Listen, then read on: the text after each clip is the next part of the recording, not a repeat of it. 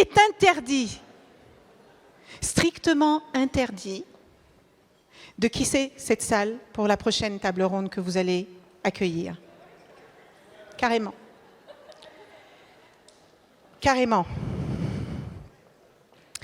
Les personnes que vous allez entendre tout à l'heure,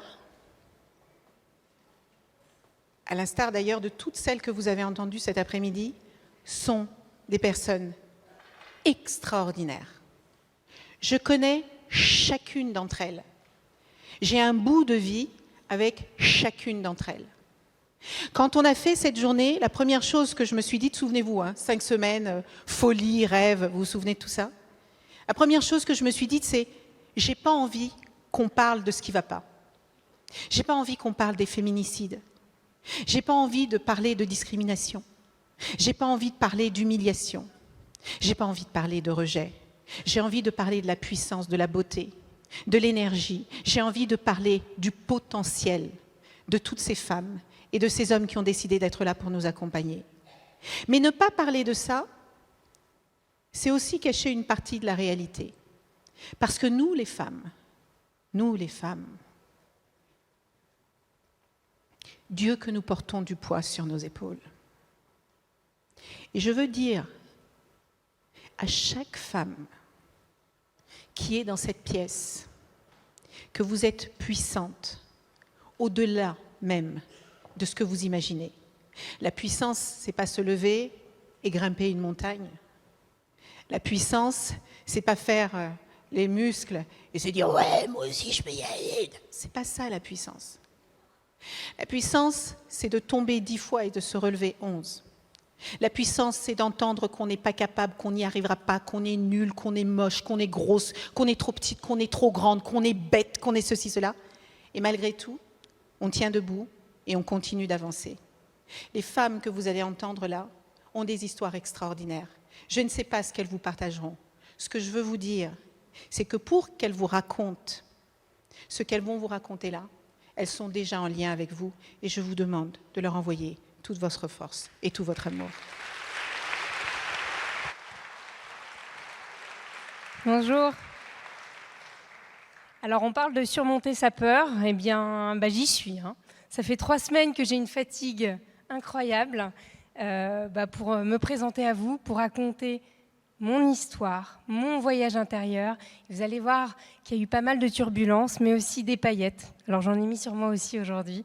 Et voilà. Donc moi j'espère que, en ouvrant mon cœur aujourd'hui, ça va contribuer à ouvrir le vôtre et également nous lier pour de vrai, dans le vrai. Le Big Bang, le trou noir, c'était il y a près de 23 ans. Ça a changé mon corps, ça a changé mon sang, ça a changé ma vie. Tout a commencé par le déni, un déni trimballé une décennie durant. J'ai eu de la chance, je me disais. Droguée à mon insu lors d'une soirée, victime de GHB, j'ai fait comme j'ai pu pour rester debout, sans pleurer.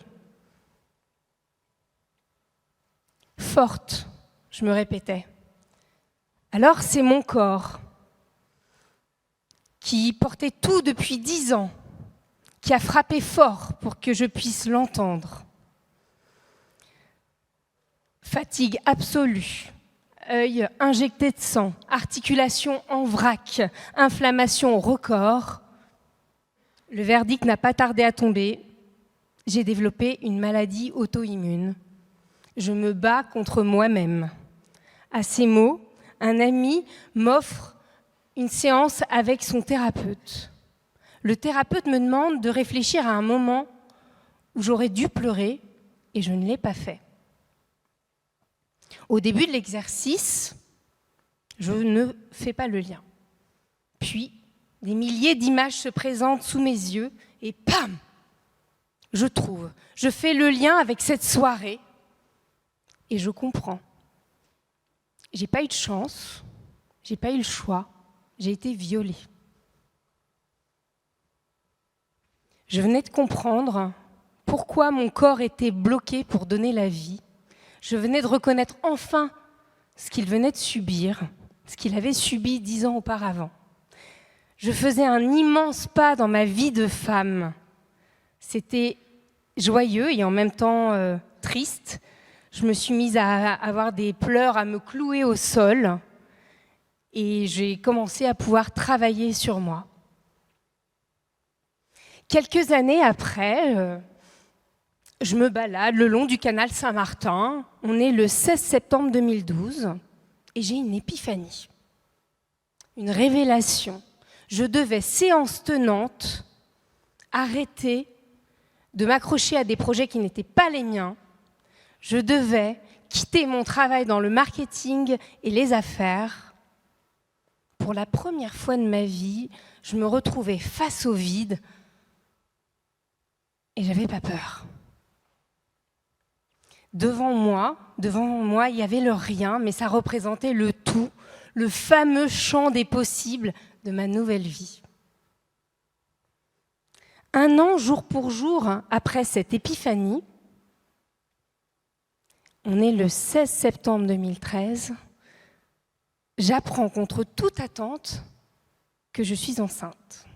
Aucun recours médical alors que la nidification était dite impossible. Miracle. Je confie cette coïncidence de date à une personne qui me dit « ce serait intéressant que tu ailles chercher dans ta famille ce qui s'est passé un 16 septembre. » Le soir, je tilte. C'est pas dans ma famille que je vais chercher, c'est dans mon histoire. Alors je fouille dans ma mémoire, je fouille sur Internet et je retrouve la date de cette fameuse soirée. C'était le 16 septembre 2000.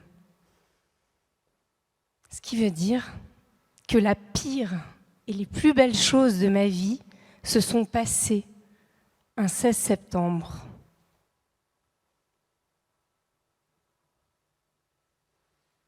Aujourd'hui, j'ai un fils de 8 ans, un soleil bien nommé. Et dans mon nouveau métier, j'accompagne les gens à faire des voyages intérieurs, à se reconnecter à eux, dans leur tout, que ce soit le physique, le mental, leurs émotions, leurs histoires, leurs expériences. Parce que comme moi, en fait, ce qu'on a vécu, non seulement ça ne s'efface pas, mais ça peut nous compléter. Et j'accueille ça, j'aide à estimer ça et à libérer ce qui doit être libéré. Charles Pépin parlait de liens toxiques, et bien voilà, on y est, on les identifie, on fait honneur et on les quitte. Souvent en séance, les gens pleurent comme une libération. Et on avance ensemble avec une grande foi en la vie. Et pour moi, la vie, je l'écris toujours avec un V majuscule, c'est comme la joie. Ça revêt une importance capitale. Et chose incroyable que je voulais vous partager, et vous allez mieux comprendre pourquoi j'ai eu 3 semaines de fatigue avant de venir vous parler ici. C'est qu'on m'a demandé d'intervenir, donc le jour des droits de la femme, ici même, sans savoir le lien que j'avais avec ce lieu. Et bien figurez-vous, vraiment c'est un hasard, c'est ici, salle Wagram, que j'ai été droguée et violée.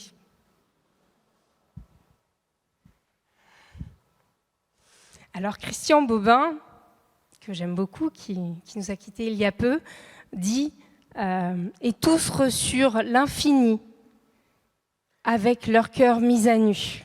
Donc aujourd'hui, je reçois l'infini et j'espère qu'à votre tour, vous allez également recevoir l'infini en ouvrant votre cœur.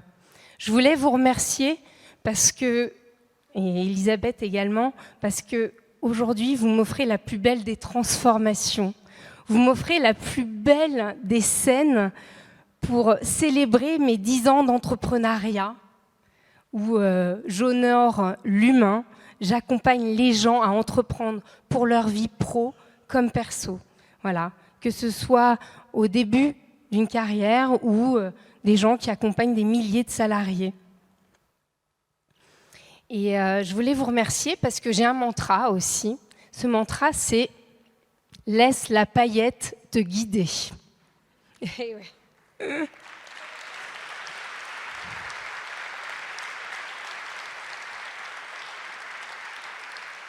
Et cette paillette, vous me l'offrez aujourd'hui. Et moi, ce que j'appelle paillette, au-delà de mes chaussures, c'est notre étincelle, c'est nos élans à honorer, ce sont les inspirations qu'on va aller chercher chez les uns, chez les autres, et c'est également l'émerveillement. J'adore l'émerveillement.